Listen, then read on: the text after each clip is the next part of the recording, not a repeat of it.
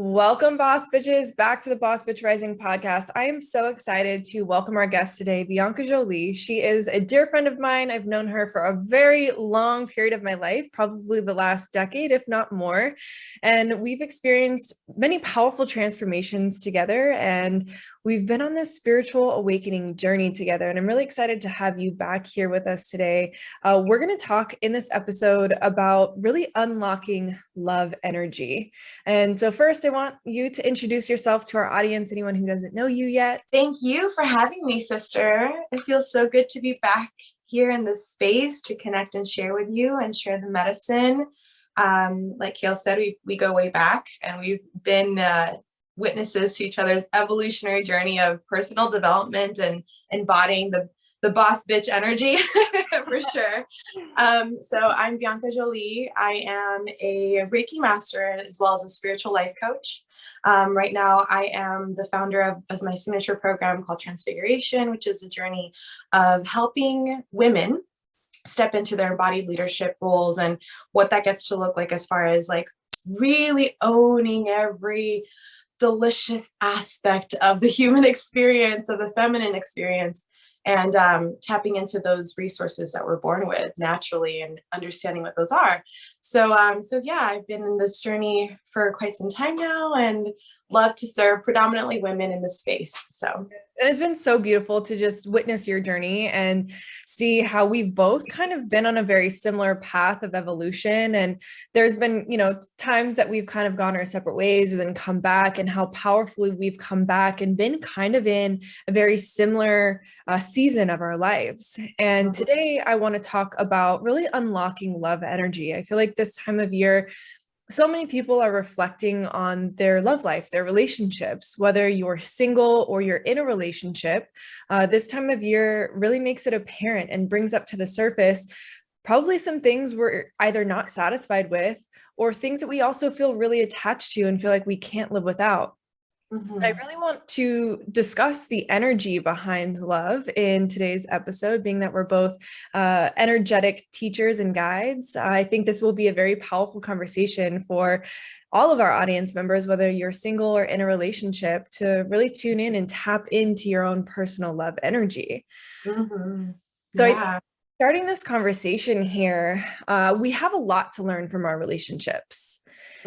And hopefully we're learning to take more responsibility for ourselves in our relationships. And I know before we press record here, you were discussing just one of your past relationships, how you were feeling unsatisfied, but how that transformed your vision of yourself and relationships. And I want you to share that with our audience. Yeah, absolutely. So I kind of want to first define what I have come to understand about what love means, right? Because I think in today's society, especially with like holidays such as this one, where there's so many bells and whistles around romance and romantic gestures and cakes and flowers and chocolates, and then the big proposals, right? Like there's a big media consumption of this romantic view on love, right? And what that looks like. And I feel like we play into that. As children, we're programmed into that. We're programmed into being little girls that wait for the Prince Charming to show up, right? And oftentimes, because of like these generalizations that we have, we then find our parental dynamics flawed when we realize, oh my gosh, our parents actually fight a lot and they don't really love each other, and they're divorcing, and then like our kind of view of what love is gets very distorted. And I feel like we spend a lot of time, at least for me, I found myself spending in the pursuit of deep love, understanding what that gets to look like. Well, I would say later on in my life, because of those distorted realities for a long time of my life, I actually was kind of like, fuck love. Like I want nothing to do with love, right? I was very disconnected because I thought that love was supposed to be something that was always like warm and something that was always, I guess in a way, like showing up in ways of affection. Like we're kind of programmed to believe, right? Always on in a sense. Yes. Thank you. Exactly. That love was always on. Yeah. And that's what it was supposed to look like. So the moment that I noticed that that wasn't the reality of the relationships around me, I got very turned off to actually being in love with someone, right? And even to the prospect of commitment, to the prospect of marriage. And I went very much like in it on myself for many, many years, in and out of toxic relationships. I feel like that's kind of a result of. But then also when it came down to me really finally pursuing love and trying to redefine that for myself, it ended up looking like me going into a relationship with someone. First and foremost, I think saying, okay, I'm ready to experience love, right? Like I'm ready to experience that, whatever that is. Like I want to have the marriage and I want to have the kids and I want to be able to build my life with someone and love someone unconditionally. Finally, I'm ready to let go of these like toxic traits that I have around love, right? And that then began the journey. But when I think about how far I've come, like I said, and then the structure that I kind of had in my mind of what love was for a long time, and then having been in a relationship with someone for 5 years, that was a very deep love. It was a very loving relationship. I realized that it wasn't all like sparkly and pretty at all times, right? And when I really started understanding the deeper meaning of love for me and how it was showing up, because with this partner that I had, we actually had it was very deep love that we shared. I realized that it was so much more about unconditional acceptance and so much more about the commitment to that continuous like evolution, being able to witness someone or witness yourself, even accept yourself, integrate yourself fully within that relationship. And so, yeah, I think the invitation here is for anyone who's watching this, like just to begin your journey is to begin asking yourself, what do you think love is? Right? What do you think love is? And is it actually aligned with what you're experiencing or what you're seeking from others in love, right? Yeah. Yeah. I feel like, piecing off of what you said, most of our life we are indoctrinated with what we are supposed to make of life, including relationships and love. And all of the Disney movies that we grew up watching and just seeing the romantic comedies. And there is this picture painted for us about this perfect love that we are supposed to strive to have and actually achieve. Mm-hmm. But most, if not all of these routes that we're learning and absorbing this information from don't show the full picture. They show maybe the puppy dog phase or just the beginning or only the good parts, but they don't show the depth of how to have better communication and communicate your wants, needs, and desires so your partner understands you, hears you, and hopefully can also accommodate your wants, needs, and desires. And if they're not able to, also being able to have that conversation. And I feel like that's where many people are missing a huge piece of learning to understand what love truly is. Part of that is communicating and being vulnerable and open and honest in a time that it's maybe hard to share. Certain things like sex might be one of those conversations that a lot of couples have a hard time really getting to the core of. But when you get there, how much more deeply could you possibly love that person? Because now you're knowing the most intimate parts of your partner and their deepest desires and how you could possibly play a role in helping to fulfill them.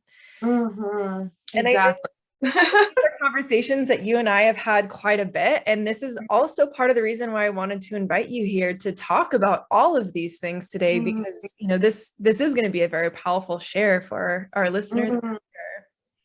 Yeah, no, for sure. Like, and I love that you touched on that, because exactly like you kind of have like I said, that idea of what love is, and you can have a deep desire from that idea of like, oh yeah, I'm here, I'm for you, I'm open to you. I want to experience, the ups and downs of building a relationship with you, and I want to be fully seen, and the whole marriage and the whole thing. And like, it sounds so lovely. But when you really start to peel it back, and when you actually start having that one-on-one time with your partner, when you actually start really knowing yourself, like when you actually start in the relationship with those ugly parts start to fester and like come to the surface, like that's when you know how how deep your love really flows in that moment, right? Because in that moment, when you do come against a trigger, or you find that there's something intimate about yourself that you want to reveal and you're afraid to do that, or you see that your partner is doing something that's like not not what you wanted to see from that person, like in those moments that you want to like run Right. run from the relationship, or run from yourself, or hide, or omit something that is your truth, like in that moment you'll know like the depth of whether or not you're actually willing to show that and show up in that power and that gift. And what I've discovered from my journey, so I guess I'll give a little bit of like a little personal deep dive. So I was in this relationship for 5 years, and like I said, at first I was like the man eater, didn't want anything. All of a sudden I was like, you know what, I'm ready for love. Let's give it a try.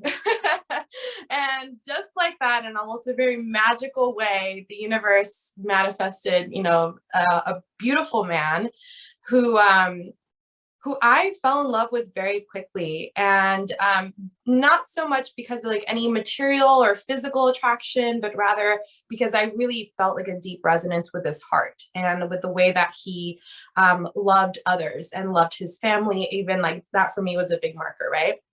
So we kind of get this inclination, we get this feeling, right? That when someone is meant for us, you might understand that, you might feel that. And if you haven't gotten there, so for those listeners that have never discovered love for themselves and have yet to tap into that, my encouragement is certainly, like I said, first, decide that you want to experience that. And then secondly, like open your heart to the possibility of that showing up for you. Yeah. And also 3, take the courageous step of like trying it, giving it a shot with that person, right? Because you don't know what you're going to learn from that experience. And if you want love, if you set yourself out for love, then you'll get what you want. The universe has a way of always getting you exactly what you want. So even if that love has to be revealed to you over the course of trial and error, right? Back then in that moment, 5 years ago, 6 years ago, actually, I think is even more, I've lost track by now. But at that moment, I said, I want love. What does that look like, universe? Okay, I'm ready. What showed up for me was a man, right? It could have showed up as, okay, no, actually, you're intended to be by yourself for a while, right? You're intended to dive in and love yourself for a while. So whatever that lesson is, like allow the universe to kind of continue bringing that reality towards you and opening that up for you. But yes, the first step is definitely deciding that you're ready for it, right? And that despite whatever, because sometimes also we tend to have like, yeah, I'm ready for it, but then, oh, but what if, he hurts me? There can't be room for that either. There has to be a degree of like, just trust, I feel like. Yeah. Faith. Yeah, absolute faith, like whatever's to come is to come. And I feel like there's always been something about, at least the way that I like to move through life is kind of in that energy of just like jump and the net appears. And so that's very much how I pursue everything. And that's how I pursued this idea of love. So when I went into the relationship with this man, I knew that there was pieces of me that really wanted to pour into someone else. Like I wanted my love to manifest in that way of me truly committing, staying loyal to building something with someone. And that's what I pursued. For 5 years of that relationship, I pursued that. Bringing joy out of someone brought me joy.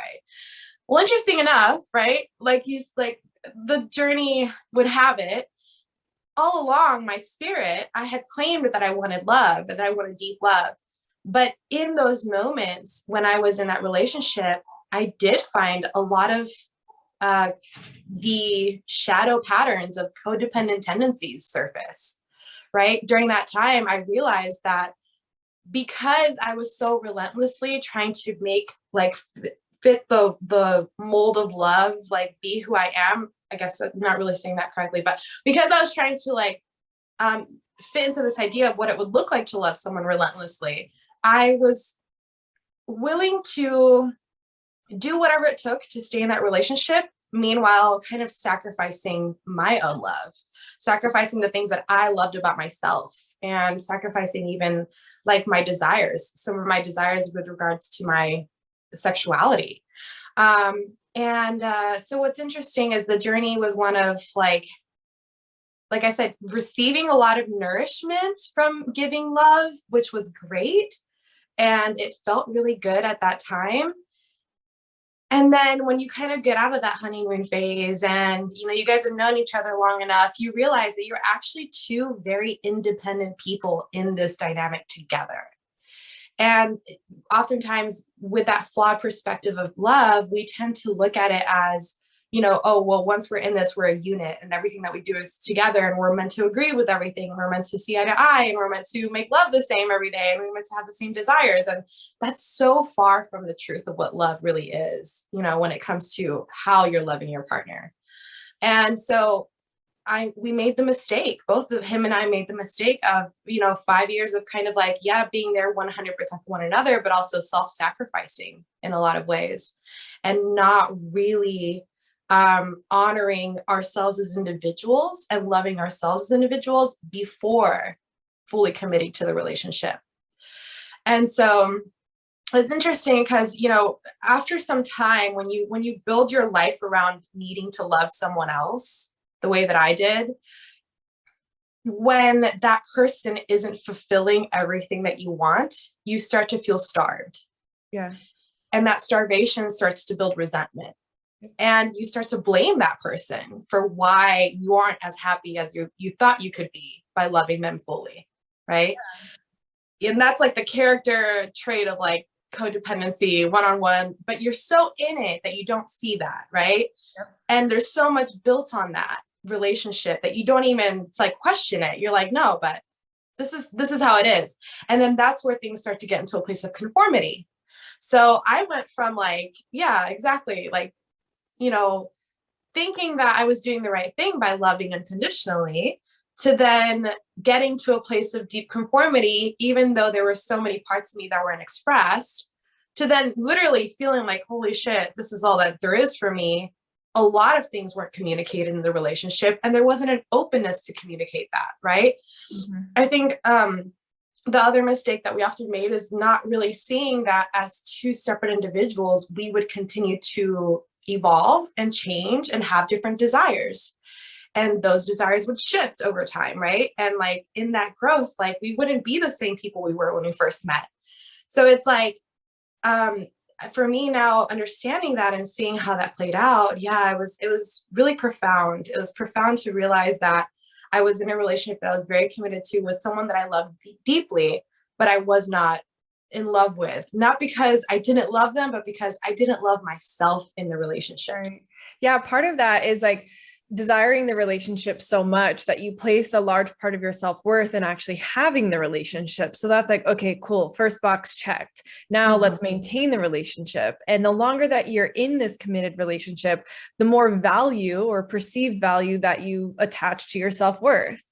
And so then when they're not feeding into delivering the things that you require or need in order to feel appreciated, accepted, yourself, nurtured, loved, cherished, all of the other things that we desire to have in these intimate relationships, then you create, like you said, that resentment because they're not still feeding into your perceived reality or expectation of what that love is and how that feeds into your self-worth. Mm-hmm. So 100% really understanding before you're getting into the relationship, what does love mean to you? And not really looking more at the intangibles of love, looking at how you want to love someone else and how you want that love to be reflected back to you, but also identifying in your life right now, especially if you're single, where you can identify these particular traits that mirror all of the things that you desire, whether it's with an animal, your kids, friends, family, whatever it is. Notice areas in your life right now that you already have those things. So you can get into a space of gratitude. And when you're in that space of gratitude, now you're just naturally going to attract more of those same vibrating frequencies back into your reality. But then, secondly, knowing what you expect to bring into the relationship. Again, non-tangibles. So the intangibles examples of like, how are you here to provide value and serve your love and elevate the whole vibration of two people coming together? Yeah. And in that, I don't necessarily think that I believe in unconditional love, because I can love any being on earth. I can love them, right? And that just basic baseline love is unconditional. But committing myself to somebody in an intimate sense or for the rest of my life, that does come with conditions, right? Being respected, Oh being yeah. acknowledged, being valued, being Yeah. nurtured by the other person. And Yeah. that doesn't necessarily mean in a codependent way, but that also means, yes, there are things that you have to do to uphold the bare minimum standard. And that's just the bare minimum standard to get my attention. Then if we're going to actually do this and be in an intimate relationship together, part of that is communicating the evolution of your wants, needs, and desires, and establishing that from the very beginning. Like, this is important for me, that we are open and honest and can discuss in a safe space what we want, what we need, and what we desire, and to discuss how we can best accommodate each other's needs if we're able to. And if we're not, also talking about the other options. And that might be scary, but I want us to trust ourselves enough to trust each other. Yes, yes, yes, yes. That's so beautifully put. And exactly, a lot of that communication that has to happen has to come from a place of you first knowing yourself, like knowing what you want, what you need, what you require in order to feel fulfilled in the relationship.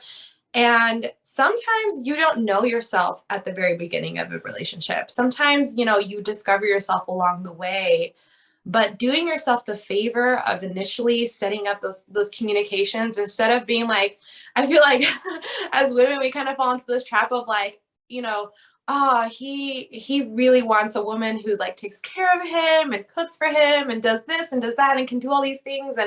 And we have that nurturing instinct sometimes as women, that we want to be like the one to uphold the king, right? Like the queen that upholds the king and that vibe. But oftentimes, like, that version of you, like, how sustainable is that version of you really?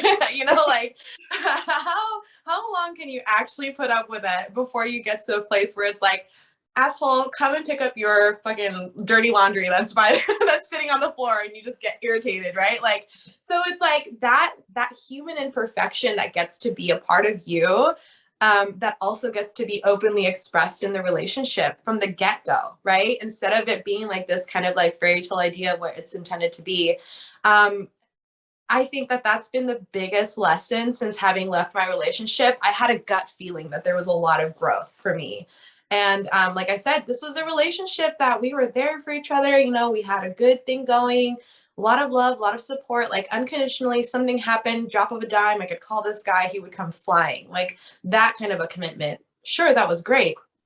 But there was all these other little pieces of me that were unspoken still, right? So that was my number one hint. I was like, there's still left to uncover here. And if you can have that conversation with your partner, I think that retrospectively looking back, like, if we would have both been at that maturity level to say, you know what, there's a bunch of shit that I'm actually unhappy about and I want to stay with you, but this needs to be addressed.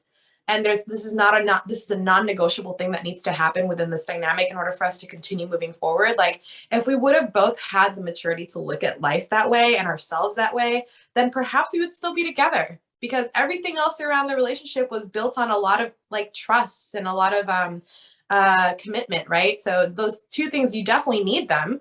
But there was a lack of trust in us being able to speak into our flaws and speak into our imperfections and sit with the discomfort of being with one another, and like and sit with the flaws essentially. And were we willing to look beyond those flaws, like you said, and see what conditions we were okay with and what we were not, right? So there has to be that conversation. And whether you're in a relationship right now and you're coming up against bumps, like, I think we all underestimate the power of our words and the power of just speaking from the heart and really communicating from that place of openness and non-judgment, right? Because I feel like non-judgment is also so synonymous to true love. No, I want to actually share a story here Yeah. because a past relationship of mine is really coming up where I was in a huge transition of my life where I was coming away from being homeless. I had a lot of like self-worth issues and limiting beliefs, and there was just a lot of stuff that I needed to kind of shift and sift through and heal from. And so I was just kind of getting back on my feet. And then I met this guy and we connected instantly and like we fell in love basically right away. And I just felt in my soul that I could trust him, where every relationship that I had had in the past was a very toxic relationship pattern. So I felt safe with him in the sense of like, I never thought that he would do anything to hurt me physically or verbally or emotionally. Like he wouldn't cheat on me or anything like that. So I felt safe with him in that sense. We fell in love very quickly.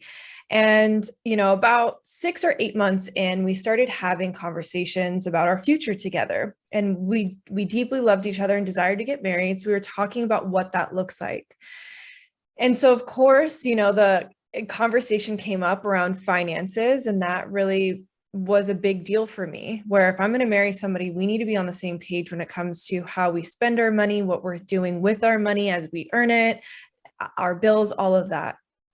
So we had, a sit down conversation about it, and it really brought to light very big differences in the way the two of us handled that very specific area of life.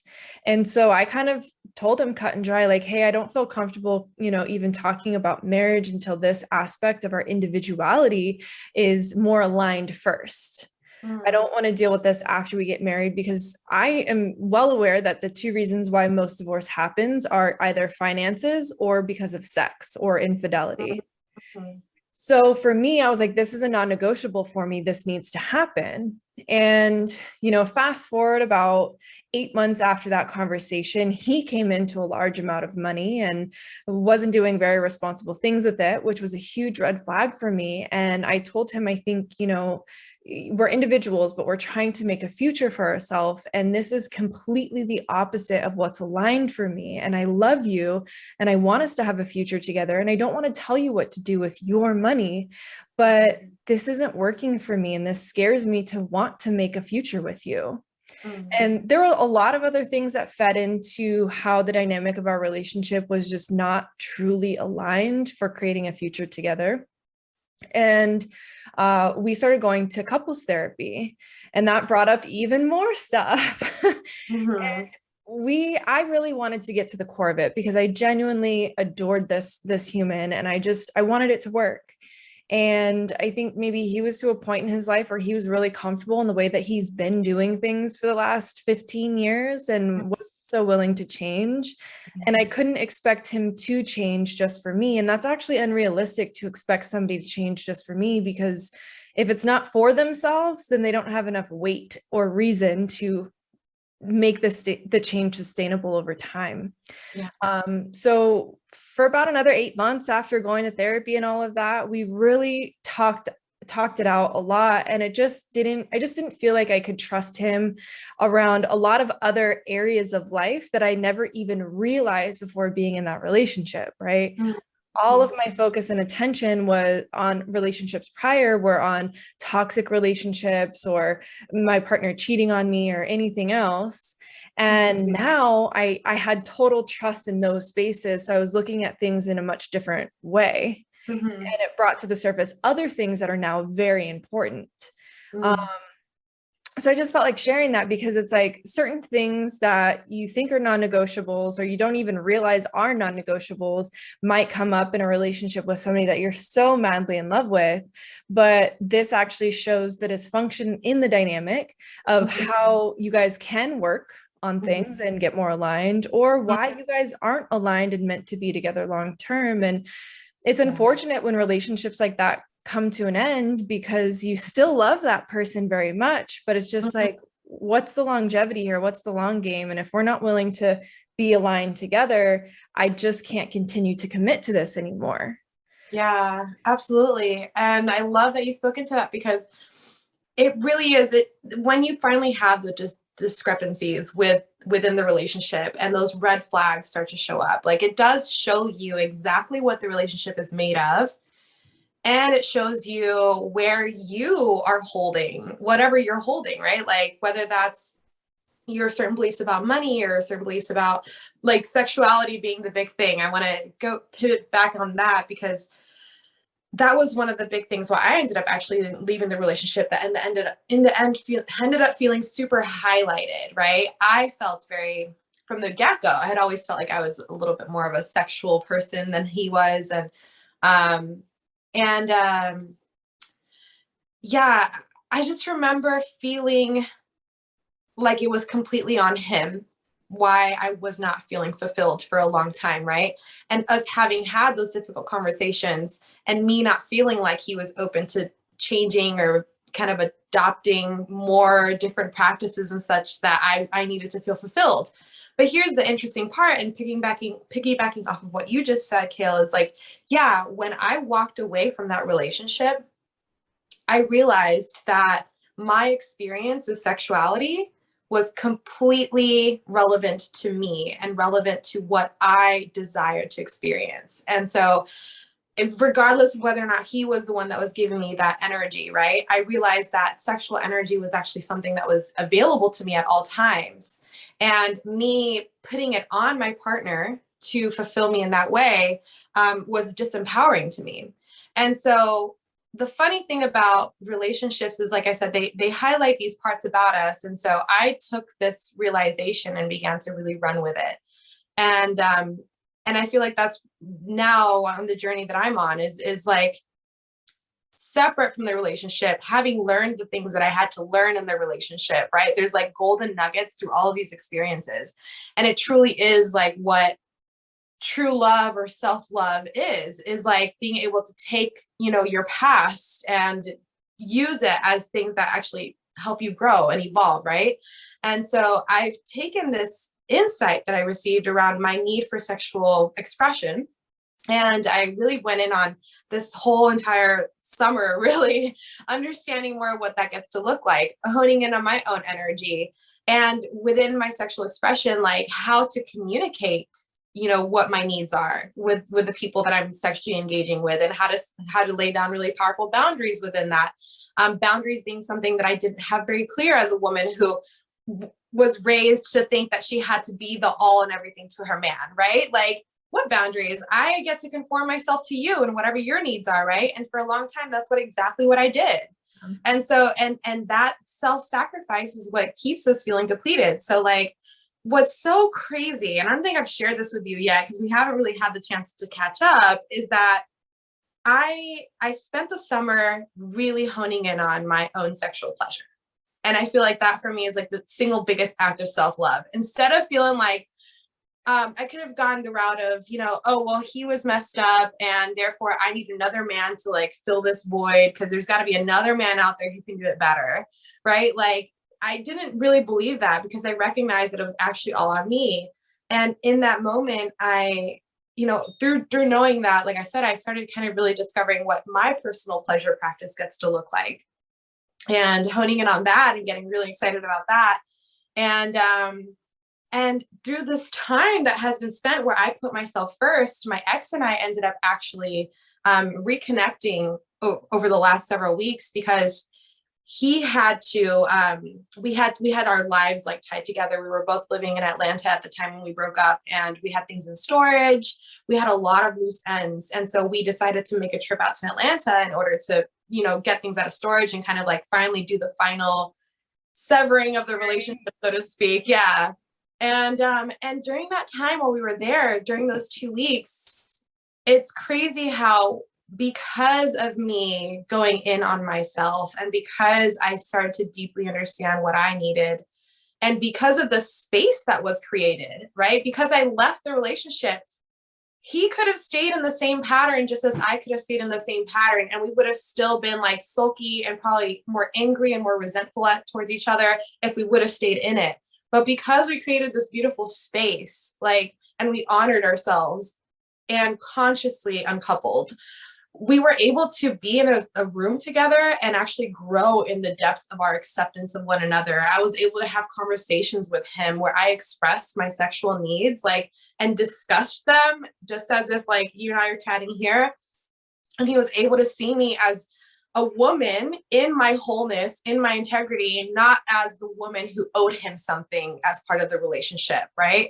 And like sometimes when we get like in those stalemates in our relationships, it's because there are a lot of triggers and wounds and like festering emotions that are just too heavy or too dense to move through. So, I think that the invitation, in the case that you are kind of continuously hitting a wall in your relationship, is having the courage to take a step back and to go in on yourself, to realize that you're ultimately the creator of your reality when it comes down to anything, including how your relationship is played out. When you finally do have that clarity, having those conversations with your partner, right? If you don't want to leave the relationship, then those things have to happen. And in that moment, when I had this reconnection with my ex, like there's still deep love there. And really like the sexual thing being a huge factor, that if I wasn't being witnessed in that, as I felt rejected so long, then it was like, no deal. Well, after having had that conversation with him and him actually being open and him actually understanding that, oh, wow, there's like a whole world of sexual energy that I can explore. Like it's opened him up to the prospect of him discovering himself at those deeper levels. It had nothing to do with me, right? But his willingness to look at it, right? Your partner and whoever you're choosing to love must be willing to love themselves, right? Absolutely. And so his willingness was what now has made it so he can go off on his journey, exploring and growing himself and becoming more integral and whole in himself. And honestly, who knows? Like we ended up like I said, severing everything, and now I'm here, and he lives in Puerto Rico. So we're in very different timelines currently, but it's like I would be open to sharing my heart with someone who is loving themselves fully, because I'm loving myself fully, right? And that's exactly what love should be. Mm-hmm. Now, I want to ask you a question about this is for our listeners who might be in a relationship and feeling sexually unsatisfied. And so they are curious about beginning their own self-pleasure practice, but their partner might not be fully on board with this self-pleasure practice. What advice would you give this listener? I think the first piece of advice is your self-pleasure practice is about you. So whether or not your partner's on board, like if there's shame there, work through that shame first, right? So if you're afraid of being judged, work through that first. If you need to be able to like discover your self-pleasure practice and you need the room to yourself for an hour, once a night or in the morning or whatever it may be, like sometimes women hold back from that because they don't even know how to ask for that space, right? And they have shame around it. Like, what is he going to think? Or is he going to think that I think he's not good enough? Or like, there's so much around that, right? So it's going to take some courage on your behalf to really like recognize that that it's good for you to have a self-pleasure practice. First and foremost, it's healthy for you. It's really something that can more deeply like help you connect to your body and what feels good within you. Like I feel like oftentimes self-pleasure is something that is demonized, when it comes to like religion and the way that we're brought up, and especially like our mothers certainly don't talk to us about these things, so it's a big journey of like making something that is completely natural and safe and good for you and actually highly spiritual, as like with that same energy and that same regard, that reverence, right? And holding it to that energy, versus like how we're programmed to think of it as something wrong or dirty. And so I think that like understanding that there's no guilt and shame to it, first and foremost, is like the first step. And then after that, like once you kind of let that idea go and you start to embrace the fact that your sexuality is sacred, then if your partner doesn't get it yet, he doesn't have to get it, right?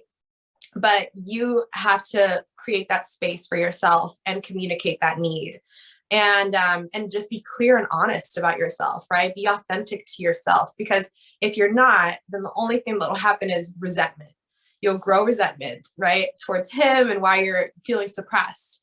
And so then once, you kind of do clear that out and you have that conversation, you might surprise yourself and realize that, they might be curious as to why you want to self-pleasure, and they might, get more interested in wanting to be involved in, their sexuality or your sexuality or whatever that may look like.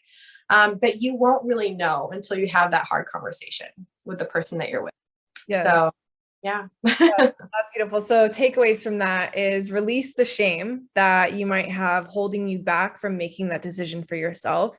Then really be honest with yourself about what you do truly need and what you do truly want. And then having that maybe hard conversation with your partner, but also expressing the boundary, right? You are no one's property. Even if you are married, you are no one's property. When it comes to liberation over your own sexuality and your own physical body, no one else can tell you what you can and cannot do, even if you are in that marriage, right? But even making it an exploration between the two of you, something that I've been reading more into, listening to more podcasts, doing a lot more just research, I guess, at this moment in time, is Tantra, and how most of, at least in the United States, most of what people view as sexual connection is just penetration.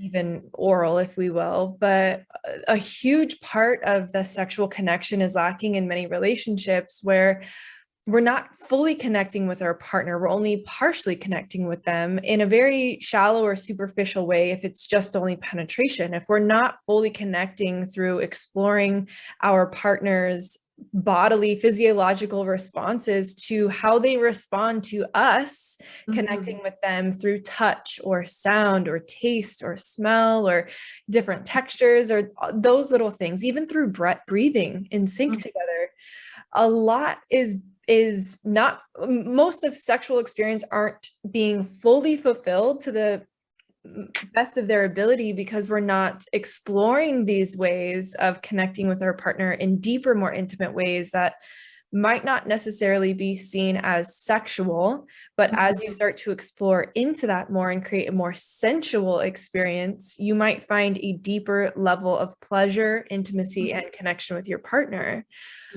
So that could possibly be a segue into kind of bridging the gap between your own personal pleasure practice, where you're just exploring through your five senses, what feels good to you, what doesn't feel good to you, and introducing that, with your partner. And then also discovering what they like and what maybe they don't like, and just connecting in that sense and being playful with it. Yeah, my gosh, playfulness being such a thing. Like I feel like the biggest roadblock to our relationships actually growing is like expectations, like having these like expectations, at least for me. And I say expectations because like I really only thought that sex was penetrative for a long time, right? And I thought that it had to look a certain way at all times. And I feel like I'm kind of like the oddball. My sexual blueprint is the sexual, which means that I'm more of like a masculine energy when it comes to the bedroom. I know a lot of women struggle with that personally, and penetration alone doesn't get them off. They need that sensual touch, and they need that caress, and they need that energy exchange and like that build up to really happen. So my partner was more like that actually. And I didn't realize this and that time. So what's interesting is, you get to explore it. And like, instead of, if you feel disappointed for whatever reason in your relationship, whether that's, because there's lack of sexual expression or lack of communication, like the first thing is, honing in on how you can explore those things more playfully, and like opening yourself up to those conversations in a way that is curious instead of expectation, right? Like, how can you just get super curious about how that other person is? The other thing too that I feel like really cuts relationships off is like us pretending that we have our partners figured out. Like for a long time, I had made up my mind, like this guy's not going to be the one for me at all. Like, and I realized that for long lasting relationships, like you really have to realize that that person's always evolving. You can't expect to have it all figured out. So it's like, if you're still getting to know yourself, your partner's certainly still getting to know themselves. So a healthy dynamic would be one of like, hey, we don't know shit, let's figure this out together, kind of thing, right? And then exploring things that way. And it could look like you first exploring yourself and then bringing whatever you discover into the space, or sharing, a podcast such as this one, where you guys can both listen to it together and just like pique your curiosity about what's possible within the dynamics of the relationship. There's so many resources, really. I But would that curiosity. Yeah, I would definitely like to know where we can find that quiz or whatever that you took to understand your sexuality. Sexual blueprint. Okay. Yeah, so I'm glad you mentioned that, because I definitely recommend everyone to watch this. I actually got the quiz from this Gwyneth Paltrow Goop episode on Netflix. Yeah. Well, it's a Goop series and it's like about sex. I don't know the exact name of the series, but I know the whole entire series. It's about 5 episodes about sexuality, and it's the most recent Goop that's been broadcasted on Netflix. So I feel like even in the last like 6-month journey, I've continuously dove into these practices like Tantra to understand my sexual energy as more than just penetration, and my ability to really hone in on like my sex magic, what that means. Like, I feel like that's like a whole other episode. But really, just to begin, you can go to that episode. I feel like it was really insightful, because when I listened to it, I realized just how pervasive this issue of like, sexuality is in most relationships, because we're just truly not taught. Like, this is such a taboo topic to this day, right?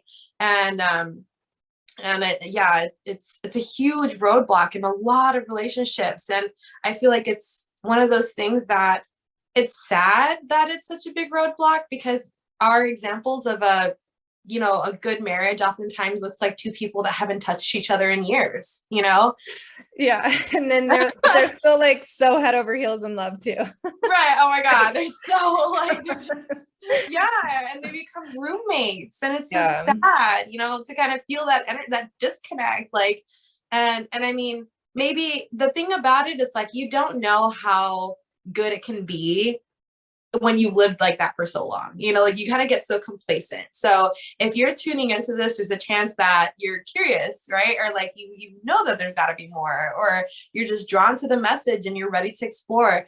And I guess the answer to that is yes. There's a Pandora's box of, your personal sexual expression that is just ready to be unearthed. And it just takes a willingness to do so. Yeah. Right.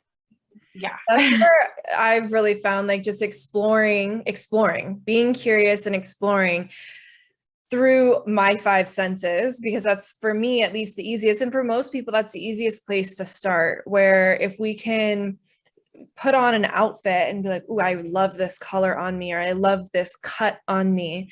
And it can be a dress or some pants. Like, it doesn't have to be lingerie, but graduating slowly into things that make you feel more sexy, more confident in your body. And when you're doing things like this, try and remove the expectations and the judgments or the preconditions that you have over yourself and the way things should be, and try the best you can to come in with a fresh perspective with the intention bringing out as much joy and pleasure out of the situation as you can. So that's what you're looking for.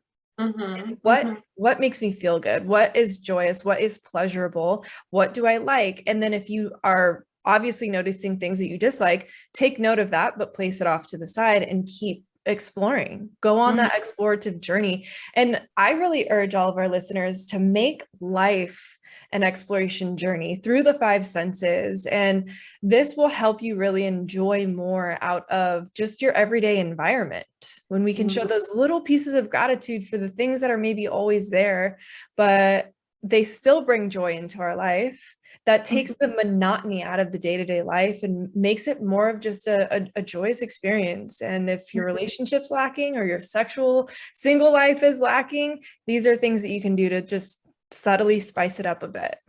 Yeah, exactly. Discover yourself, have ultimate self-love and compassion for yourself. If you do come along, it's interesting, if you do come along something in the exploration journey that you're like, ooh, how did that weird desire get there? How did that, I feel like a kind of unsafe speaking into these things out loud. Like, no, I mean, yeah, that's going to be the general feeling when you're exploring things that you've perhaps never explored before, and that's okay. That gets to be there. And also liberate yourself by just being like, okay, this can be here and I can access this or tune into this or try this out or put this flavor on for now and like see how I feel with it, and lean into those discomforts so that you can be more and more liberated self-express as a woman, or as a man, if you're listening to this, and then that will naturally ooze out of you and give permission to your partner as well to begin to do those things too. So.